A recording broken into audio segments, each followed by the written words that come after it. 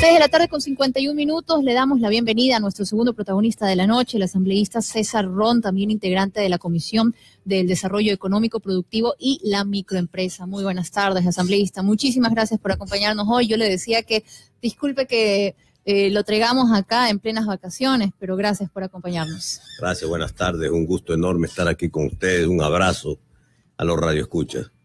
Asambleísta, el tema que sigue siendo o que sigue apareciendo en los titulares de todos los medios de comunicación son denuncias contra Jorge Glass por el caso de Odebrecht. Hoy el titular ha sido este video o este audio, mejor dicho, que se ha filtrado de una conversación del ex contralor Carlos Polit junto con un ex alto funcionario de Odebrecht, en el que se menciona claramente el nombre del vicepresidente Jorge Glass y el de su tío Ricardo Rivera. ¿Considera usted que esto suma una prueba más de alguna forma fuerte y contundente a las que ya han presentado, pero que han sido desestimadas hasta ahora, como por ejemplo, luego de que o razón para archivar el juicio político contra Jorge Glass en la Asamblea Nacional? ¿Es una prueba más dentro de este caso de corrupción que ha dado tanto de qué hablar y que quieren vincular o que quiere de alguna forma vincularse el vicepresidente Jorge Glass? Bueno, varias cosas. Primero, Jorge Glass, quiera o no, ha sido el responsable de las áreas estratégicas del Ecuador durante muchos años. Y resulta que hoy este problema de corrupción que salta en el Ecuador es en las áreas estratégicas. Los petróleos, la refinería, la repotenciación de la refinería, todos los proyectos hidroeléctricos que estaban a cargo bajo su responsabilidad y que estaban además bajo la responsabilidad de la construcción de la empresa Odebrecht, que está en un proceso de investigación en 12 países del mundo y que todavía esas investigaciones de la Fiscalía norteamericana no salen a la luz. Sin embargo, todos sabemos que en este proceso de investigación de la Fiscalía brasilera, todos estos altos funcionarios, a efectos de tener menor pena, han venido pues testificando y haciendo estas delaciones donde hay una serie de conversaciones, de videos y demás, que parte de eso ya lo tiene también la Fiscalía ecuatoriana. Así es que esto no es una novedad. Hasta ahora se ha querido tapar el sol con un dedo. El Congreso, la Asamblea Nacional, el partido de mayoría, no permitió el juicio político al vicepresidente de la República. Y creo que hoy, después de que todos estos procesos siguen avanzando, porque las investigaciones internacionales siguen avanzando. Bueno, aunque la Fiscalía haya decidido desvincular del caso de investigación Odebrecht a Jorge Glass, ¿no? No, siguen avanzando y por otro lado sigue avanzando la justicia. Y entonces, ¿qué va a ocurrir? Que la instancia judicial va a rebasar la instancia política en el caso ecuatoriano. Y aquí las cosas se van a seguir complicando. Es lamentable, pero la cabeza visible de la corrupción en el caso del país, del Ecuador, es el vicepresidente de la República. ¿Qué va a hacer el presidente Moreno? ¿Qué va a hacer el gobierno nacional con esto? La cabeza visible de la corrupción en el Ecuador, lamentablemente, es el vicepresidente de la República. ¿Cómo se lo van a quitar de encima? ¿Qué van a hacer? Tendría que salir sobreseído, limpio, no salir en ninguna conversación, no tener ninguna posibilidad de estar involucrado, lo cual es difícil porque ya empieza a salir en conversaciones. Días pasados eran las iniciales JG, que significa JG, y ya pues en las redes sociales ya se habla de que no es sino otra persona y empiezan a identificar a distintas personalidades hasta el mundo del deporte, que yo no quiero dar los nombres porque no me corresponde. Pero esto es serio. Esto es serio, esto sigue avanzando y yo creo que va a tener consecuencias muy complejas para el gobierno nacional. Asambleísta, consecuencias que ya se están viendo. Yo le pregunto, y aquí me gustaría también incluir dentro de esta materia de análisis, la posición que ha tenido el presidente Lenín Moreno sobre la economía o el estado de la economía ecuatoriana hoy en día. Vimos la proforma presupuestaria que presentó el viernes. Ayer en cadena nacional hablaba de que el país de cierta forma está en crisis, ¿no? Porque cuando uno está endeudado y no puede pagar esa deuda es porque tiene una crisis que no le permite pagar esa deuda. Y con esto, pues borraba las palabras de Rafael Correa, que en algún momento dijo que Ecuador no estaba en crisis, sino en recesión, y que a inicios del 2017 ya había superado esa recesión. Esto, sumado al caso de corrupción Odebrecht, en el que se vincula fuertemente al vicepresidente Jorge Glass, pero debo decir que aún nada de esto está comprobado, ¿no? Pero se lo vincula, más la división que parece estar formándose dentro del bloque oficialista. Todo esto, ¿cómo lo ve usted en materia política? Para continuar en el tema político y concluir este tema de la corrupción del vicepresidente, su involucramiento, etcétera, da la impresión de que tenemos en el Ecuador un vicepresidente temporal. Porque aquí hay graves indicios de temporalidad en el cargo de la vicepresidencia de la República. Cómo van las cosas y cómo siguen saliendo todos estos problemas, que tarde o temprano van a concluir en algo. Entonces, esa temporalidad tampoco es beneficioso para un país, para un Estado de Derecho, para la estabilidad social y política que requiere el país. Ahí viene el tema económico, que también tiene problemas. Al presidente Moreno no le dejaron la mesa puesta. Él lo dijo. No le dejaron la mesa puesta, le dejaron un campo minado. Un campo minado donde el Ecuador tiene la peor crisis económico-financiera de su historia, por los volúmenes de endeudamiento de deuda, porque hablar de que se necesita para servir la deuda 10.000 millones de dólares al año solo para pagar la deuda externa ecuatoriana es terrible. En un periodo de 10 años, el periodo de mayores ingresos petroleros en la historia de la nación. Entonces, no solo se gastó el dinero a manos llenas, sino que al gobierno que se fue le quedó corto los altos ingresos del petróleo, la bonanza petrolera. Tuvieron que coger créditos y dejarle al país en una situación muy, muy complicada. El presidente Moreno ha hablado de un manejo irresponsable, de un manejo poco prudente. Sin mesura. Sin mesura. Y yo creo que nunca hubo mesura. Aquí se gastó a mano llena y hoy toca pues ajustar la economía, priorizar el gasto fiscal, ver qué obras se hacen y qué obras no se hacen. Hay que achicar el tamaño del Estado. Hay que salir a renegociar la deuda externa para bajar el costo país de ese 9,75, que es otra barbaridad, a 3%, que permita liberar recursos para el Estado, que permita tener recursos para educación, para vivienda, para salud, para los planes sociales que tiene el gobierno. Ver principalmente cómo generamos confianza y reactivamos la economía. Hay que reactivar la economía. Aquí no hay trabajo. La producción ecuatoriana está muy baja. Tenemos que incentivar la producción, tenemos que bajar el costo país. ¿Cómo hacemos que regresen los capitales al Ecuador? Y lo otro, ¿cómo exportamos más? La dolarización se defiende con dólares, con divisas, con exportaciones. La dolarización no se defiende con más impuestos y con más créditos internacionales. Así que aquí hay que hacer un cambio, no solo en la matriz productiva. Aquí hay que hacer un cambio radical del modelo de desarrollo económico. El Ecuador no puede seguir en ese modelo del despilfarro, la expansión del gasto corriente del gobierno anterior que colapsó, reventó, se acabó.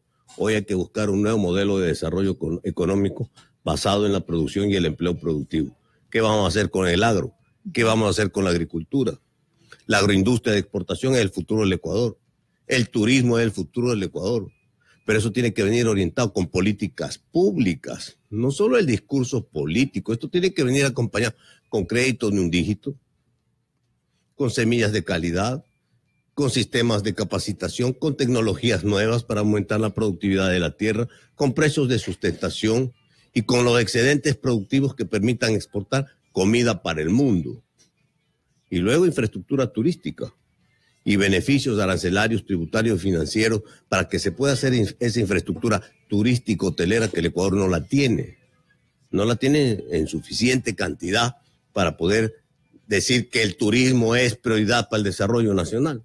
Y luego puede impulsar otros sectores porque la economía privada del Ecuador, la no petrolera, solo se basa en 6 sectores productivos, lamentablemente.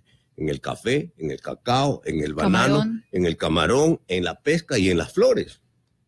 Y entonces el Ecuador a estos 6 sectores los tiene que cuidar, los tiene que promover, porque son la base de la economía privada, no petrolera, que genera las exportaciones, las divisas. A esto hay que cuidarlos, hay que mimarlos, hay que darles incentivos para que crezcan más y para que sigan generando más trabajo, pero hay que desarrollar políticas para que muchos más sectores sigan siendo parte de la economía ecuatoriana, participen en este desarrollo nacional. Asambleísta, todo lo que está diciendo en este momento, pues me gustaría entonces preguntarle cuál es su posición referente a lo que ya ha mencionado Lenín Moreno.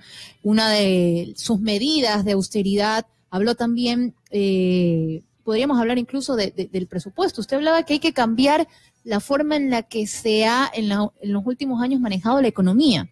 Y sin embargo, ayer el presidente Lenín Moreno dijo que se tiene que igual mantener la inversión social. La prioridad a la hora de invertir en este caso es la educación. Vimos la reforma presupuestaria, la cantidad de dinero que se va a destinar a educación y la siguiente prioridad es salud.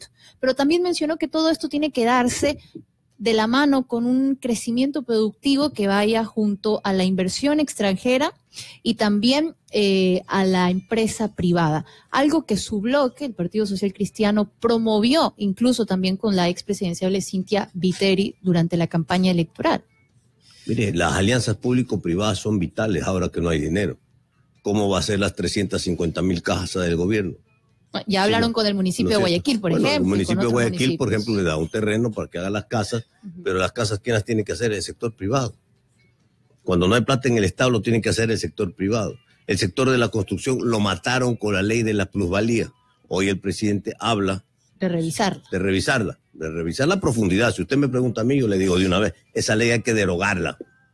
Hay que derogarla, no se le puede hacer un maquillaje. Bueno, parece que no la van a derogar. No, bueno, yo creo, ¿por qué hablan ellos de la especulación de la tierra? Entonces, hagamos una ley de especulación de la tierra. Pero la ley de plusvalía no puede, pues, seguir grabando, ¿no? Seguir castigando a los emprendimientos y a lo más importante, al anhelo de todo hombre, de todo ser humano, de todo padre de familia, de mejorar sus condiciones de vida, de tener una mejor propiedad, una mejor casa. Hoy usted cuando es joven alquila, después quiere comprarse un departamento, una casa pequeña, después quiere cambiarse de barrio, quiere comprarse una casa mejor. Eso es parte del desarrollo del ser humano.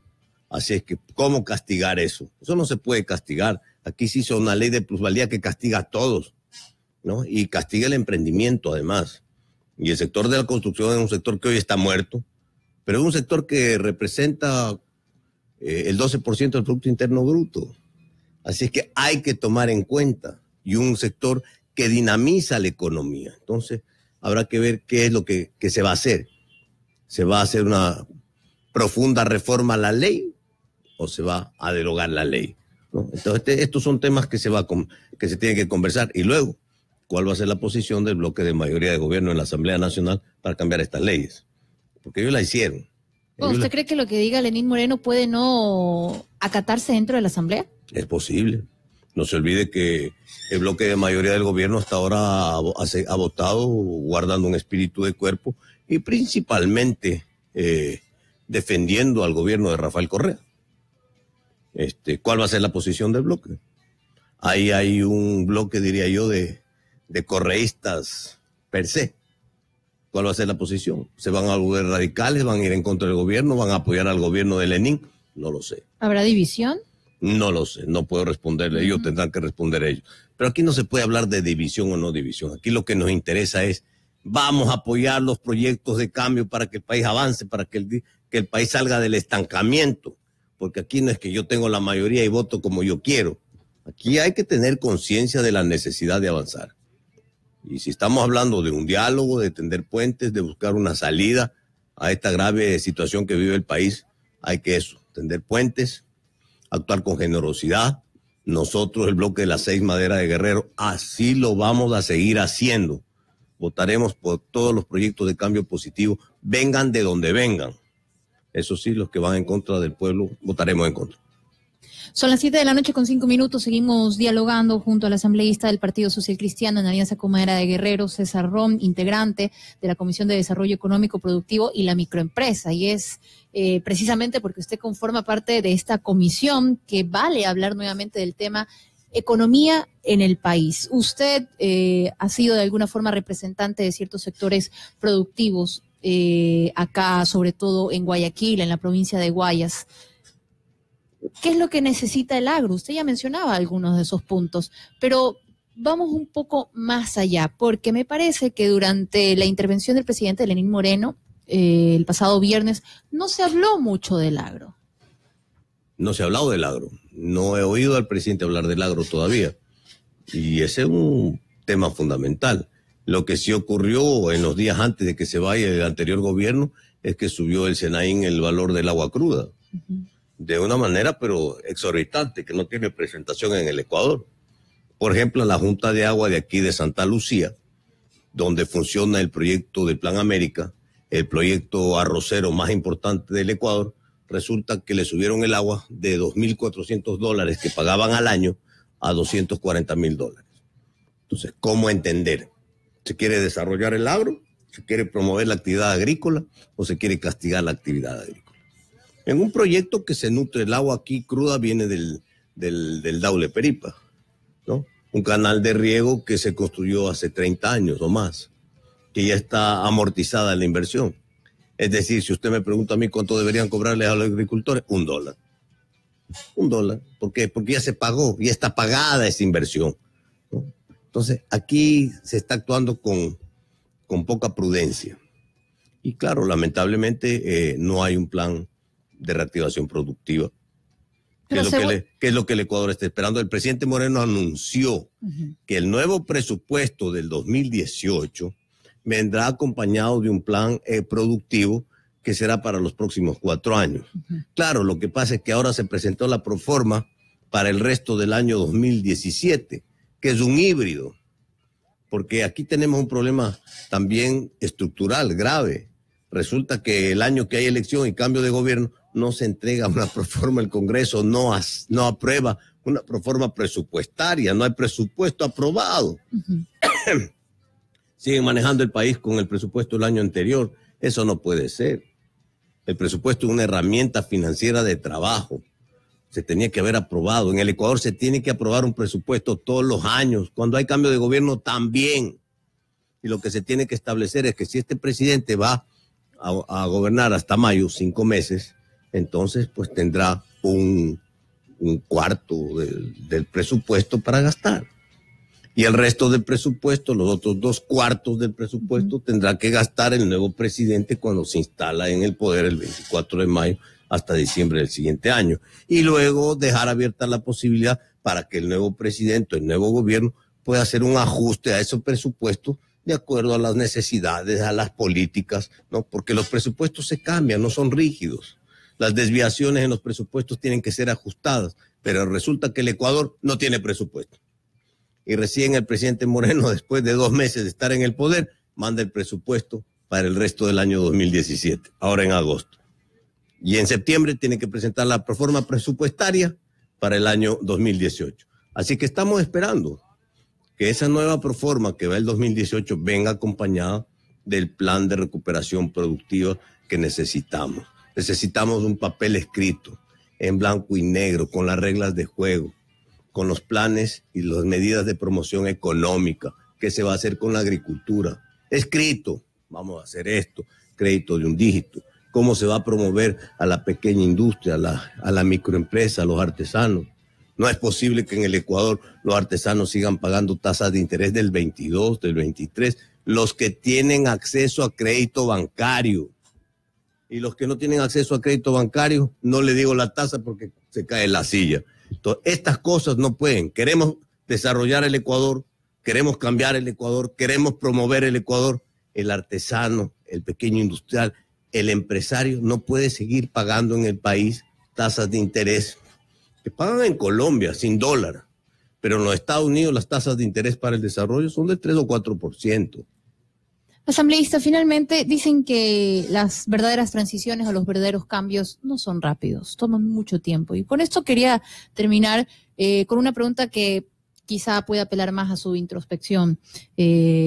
Usted como político, también como en su momento representante de algún sector productivo, y ¿ve con buenos ojos entonces la gestión que está hasta ahora en tan poco tiempo, tomando en cuenta que recién fue posesionado en mayo el presidente Lenín Moreno? Cuestiones como la creación del Consejo Consultivo Productivo Tributario, lo que escuchamos en la cadena del pasado viernes, todo esto le hace a usted, y no sé, me imagino que a la interna dentro de su bloque, ver con buenos ojos lo que está por venir dentro del país. El presidente Moreno ha dado un giro radical. Terminó diálogo nacional, ¿no? Terminó la confrontación.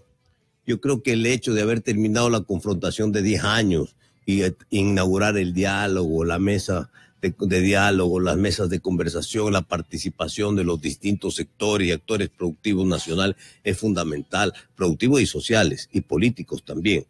Entonces, esto es un nuevo estilo de hacer política. El país hoy respira paz y tranquilidad. El país sabe que estamos fregados con J. Jodidos es que estamos, dice la gente en la calle. Pero la gente respira paz. La gente espera que estos diálogos tengan su efecto. Que estos puentes sirvan para volver a soldar un país que lo dejaron roto, dividido, fragmentado en 1000 pedazos. Al Ecuador de hoy hay que volverlo a unir, hay que volverlo a soldar. Eso es lo que está haciendo el presidente Moreno. Por eso es que el presidente Moreno, en las encuestas que acaban de salir en estos días, tiene gran aceptación, porque la gente ya está cansada de la confrontación. La gente quiere resolver los problemas.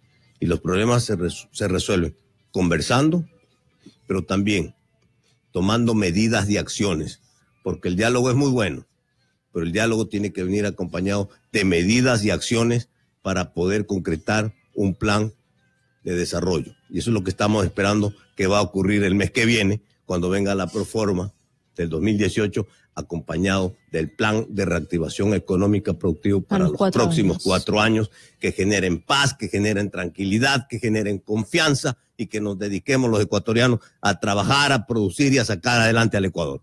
Muchísimas gracias, asambleísta, por este diálogo. Son las 7:13 p.m. Estábamos dialogando con el asambleísta del Partido Social Cristiano Madera de Guerrero, César Rom. Ya regresamos.